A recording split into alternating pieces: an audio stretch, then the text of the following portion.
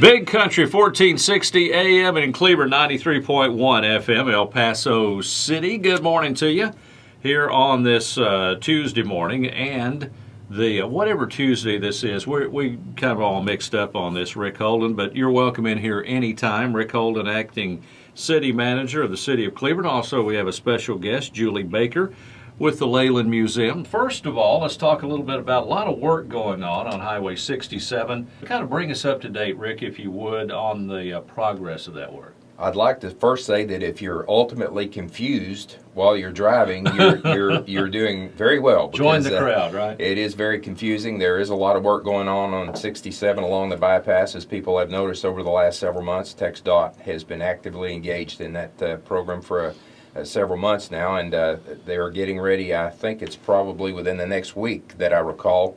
They're going to be doing some changeover of some of the lanes, and so you'll be able to begin to access some of the new entrances onto the bypass.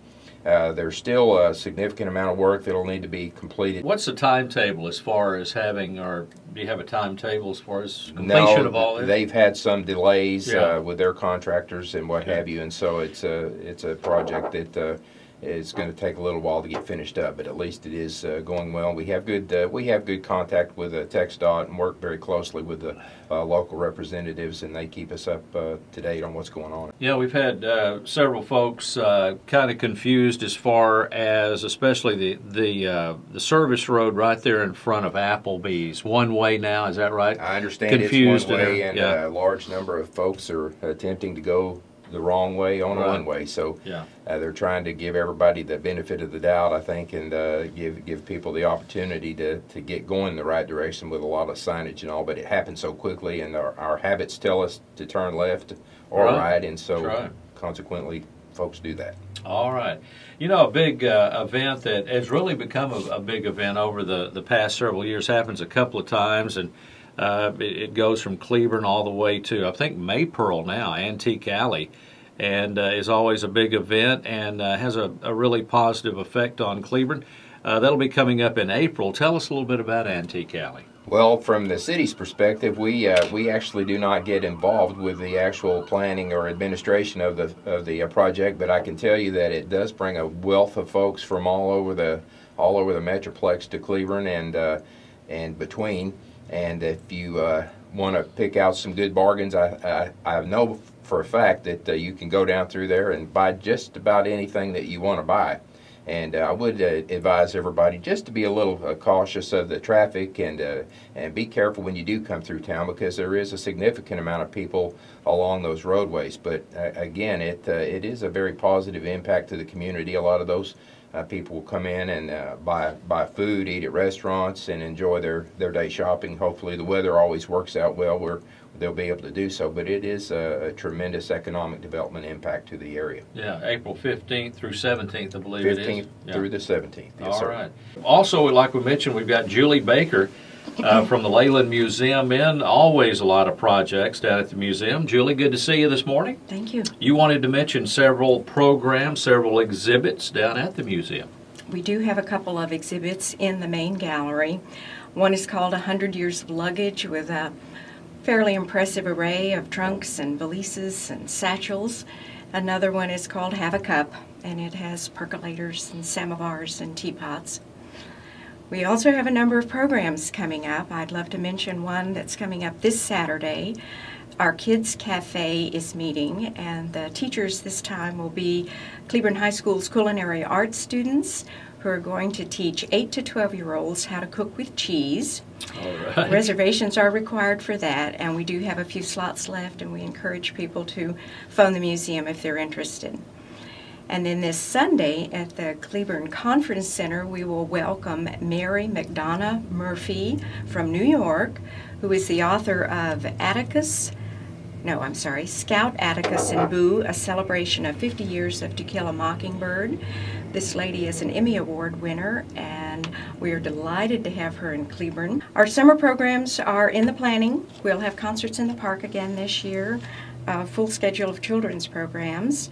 And the Friends Group is beginning to take birding tours with the Audubon Society in Fort Worth and wildflower tours at Cleveland State Park. So if anyone is interested in becoming a friend and going with that group, we'd love for them to call.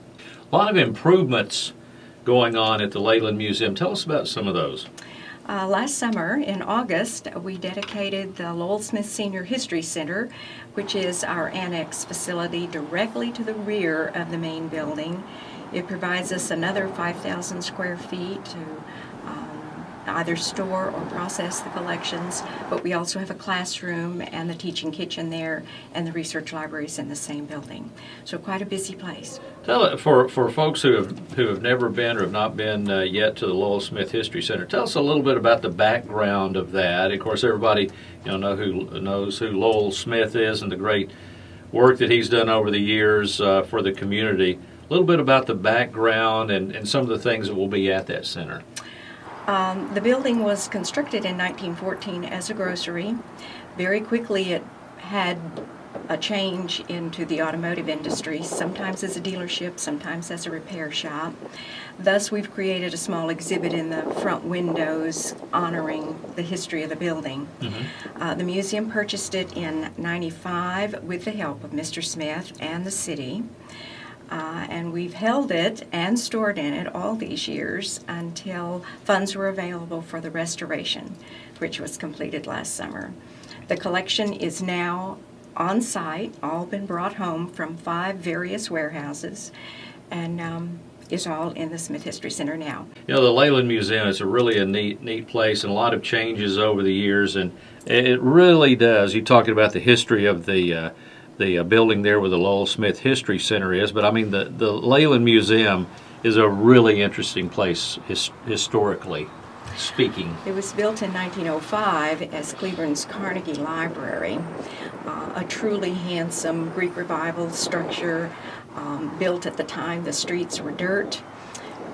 It had to look like a temple in that early period. There were houses still around it. There was a farm to the rear of it. The Smith Building was not there yet. So, for all these years, it has stood there on that corner as a center of learning and culture. All right. Any exhibits, any things that the folks can kind of look forward to in the future, something you're working on for the future, Julie? This may not appeal to everyone, but by May, we're going to pull out a large collection of footwear. Okay. Shoes. A lot of shoes. Yes. Okay. All right. So stay tuned, and we'll tell you more about that. Election coming up in May. Tell us about that. Don't forget to vote. That's one of the most important things that any citizen can do, is take the opportunity to go out and vote. We have 2 contested races on the city council ballot, and so we just want you to go out and vote. I'll tell you, that's the best thing to do is vote your opinions and your choices, and go out and vote. Don't use not voting as an excuse for things that you don't like. All right. Well, Rick, as always, we appreciate you being with us. Rick Certainly. Holden, who is the acting city manager for the city of Cleveland. Also, Julie Baker, director of the Layland Museum. And we appreciate both them being with us. We'll see you again next month. Thank you very much.